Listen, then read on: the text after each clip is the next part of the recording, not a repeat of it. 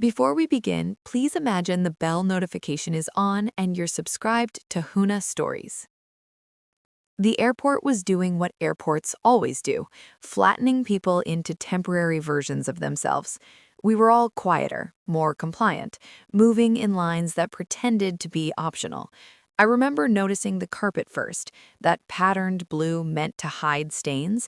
I'd walked over it 100 times in my life without thinking, but that morning I was oddly aware of my feet, of the sound they made.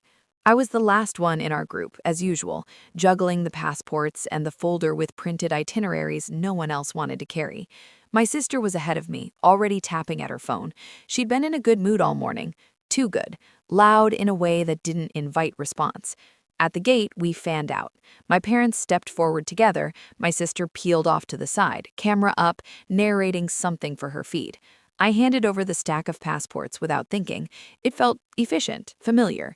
The agent flipped through them, paused, typed, frowned slightly.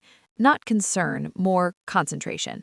Then she slid one passport back across the counter toward me. "I'm sorry," she said, still looking at her screen. "You're not on this flight." The sentence didn't land all at once. It arrived in parts.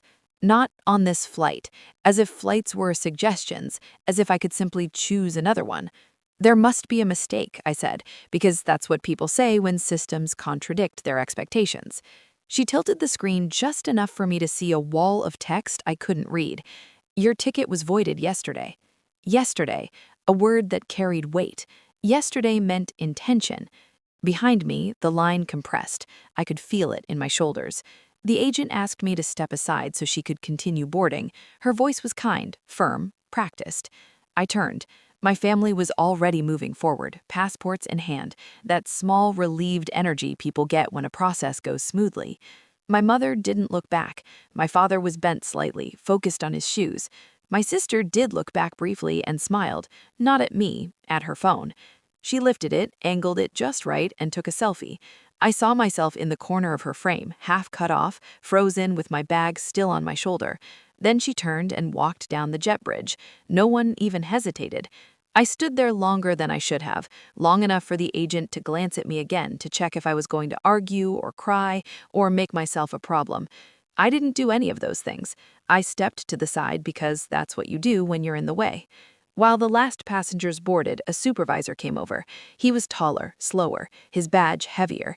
He explained the situation in neutral language. The ticket had been purchased as part of a group reservation. The payment method had been changed. The system automatically removed one passenger when authorization failed. One passenger, he repeated, not unkindly.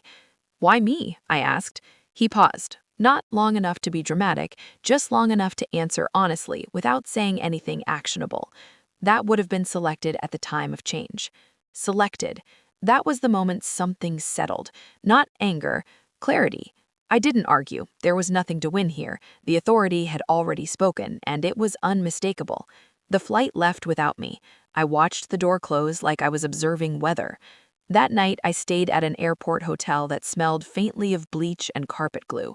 The TV was on mute.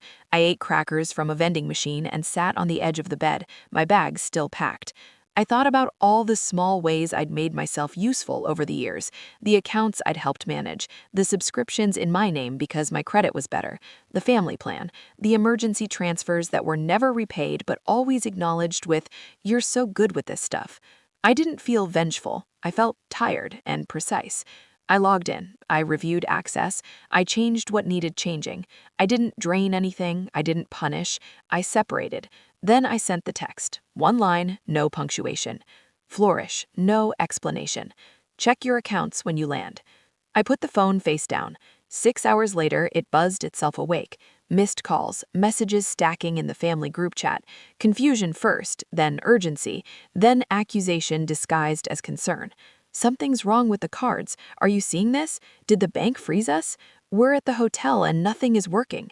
My sister's messages came through privately, short, sharp, no emojis. "Now, what did you do?" I didn't answer right away, not because I was savoring anything, but because I needed to notice how I felt. Strangely steady.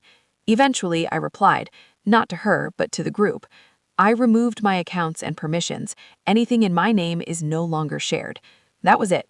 The response was immediate and messy.